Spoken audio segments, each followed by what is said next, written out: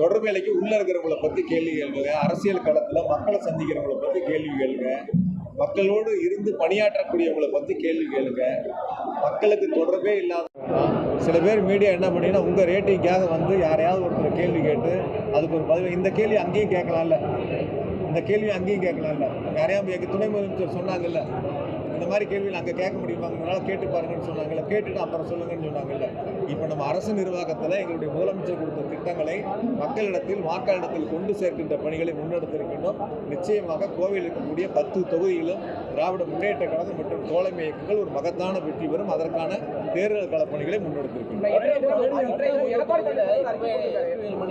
Token கொடுத்துட்டு இருக்கிறதா ஒரு தகவல் தேர்தலுக்கு அறிவிக்கல, அதுக்கு முன்னாடி இது போன்ற ஒரு சரசரப்பான தகவல் சார், யார் என்ன கொடுத்தாலும் இந்த தேர்தலை பொறுத்தவரை தமிழ்நாட்டு மக்கள் உறுதி செய்திருக்கின்றார்கள். தமிழ்நாட்டை மீண்டும் ஆளக்கூடிய முதலமைச்சர் மாண்பு தளபதி என்பதை உறுதி செய்திருக்கின்றார்கள். அந்த வகையில் கோவையில் இருக்கக்கூடிய 10 தொகுதிகளும் திராவிட முன்னேற்ற கழகம் தலைமையிலான கூட்டணி ஒரு மகத்தான வெற்றி வரும். அதனால் எங்களுக்கு கவலை இல்லை, யார் என்ன கொடுத்தாலும் எங்களுக்கு கவலை இல்லை. நாங்கள் மக்களோடு 2 நேரம் கலந்துருக்கிறோம், அரசினுடைய திட்டங்களை கொண்டு சேர்க்கிறோம். இந்த தொண்டாமுத்தூர் தொகுதியில் ஏறத்தாலும் ஒரு 66,000 பேர் மகளிர் உரிமை தொகை வாங்கக்கூடிய பயனாளிகள் இருக்காங்க. அப்போ அரசனுடைய திட்டங்கள் வீடு வாரியாக போயிருக்கு, ஒவ்வொரு இல்லத்துக்கும் போயிருக்கு. அதே போல் விடியல் பயணத்தில் மகளிர் பயனடைகிறாங்க, புதுமை பெண்ணில் பயனடைகிறாங்க, மாணவ செல்வங்கள் தமிழ் புதல்வனில் பயனடைகிறாங்க. இப்படி அரசனுடைய திட்டங்களை பெறுகின்ற அந்த பயனாளிகள் அரசின் மீதும் முதலமைச்சர்கள் மீது பற்று கொண்டிருக்கின்றார்கள். திராவிட முன்னேற்ற கழகம் பொருளை கொடுத்தாலும் கவலை இல்லை, அதை பற்றி நாங்கள் யோசிக்க வேண்டிய அவசியம் இல்லை.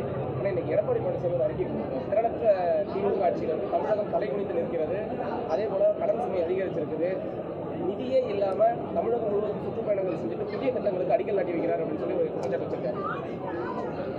அதாவது எதிர்கட்சி தலைவர் 4 வருஷம் தூங்கிட்டார். இன்னும் ஒரு 3 மாதம் இருக்குது தேர்தலுக்கு, 2 மாதம் தான் இருக்குது. அதனால் இப்போ எதையாவது ஒன்று சொல்லணும்ல. நிதியே இல்லைன்னா அவினாசி சாலை மேம்பாலம் முடிஞ்சிருக்குமா?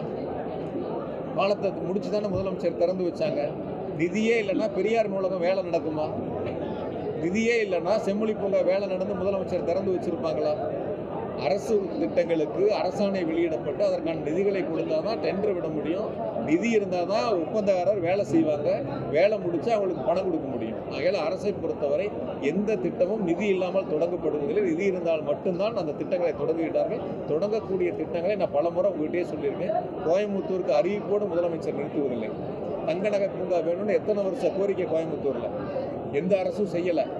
முதலமைச்சரிடத்தில் கோரிக்கை வச்சாங்க, அந்த பகுதிக்கு நேரில் போய் பார்த்தாங்க, அவருடைய குறைகளை கேட்டறிஞ்சாங்க, அறிவிச்சாங்க. அறிவிப்போடு நிறுத்தாமல் அதற்கான நிதிகளை கொடுத்து அந்த பணிகளை முதலமைச்சரே தொடங்கி வச்சிருக்காங்க. இப்போ எந்த அளவிற்கு வேலை நடக்கிறது என்பதை முதலமைச்சரே கண்காணிக்கிறாங்க. அரசினுடைய திட்டங்கள் என்பது முழுமையாக மக்களுக்கு சென்று கொள்ளக்கூடிய அளவிற்கு நிதிகளை கொடுத்து பணிகள் நிறைவு செய்கிறாங்க. நிதி இல்லைன்னா 200 கோடி ரூபா சிறப்பு நிதி கொடுத்து ரோடு போட முடியுமா? இப்போ நிதி இல்லைன்னா 120 கோடி ரூபா இப்போ சிறப்பு நிதி கொடுத்து ரோடு போட முடியுமா? அரசை பொறுத்தவரை 1 லட்சம் வீடு கலைஞர் கனவு எல்லாம் கட்டி கொடுத்துருக்காங்க. இப்போ அடுத்த 1 லட்சம் வீட்டுக்கு இப்போ உத்தரவு போடுறாங்க. அரசு பொறுத்தவரை மக்களுக்கு நிதிகளை கொண்டு மிக சிறப்பாக செய்யலாம். அதே எடப்பாடி பழனிசாமி நம்ம 1 ரூபா வரி கட்டினா 29 பைசா ஒன்றிய அரசு கொடுக்குது இல்லை, அதை ஒரு வார்த்தை சொல்லல. ஒன்றிய அரசாங்கம் பிஜேபி அரசாங்கம் தமிழ்நாட்டுக்கு நிதியை சேர்த்தி கொடுக்கணும், நாங்கள் 1 ரூபா வரி கட்டினா 29 பைசா தான் கொடுக்குறீங்கன்னு கேட்கலாம்ல.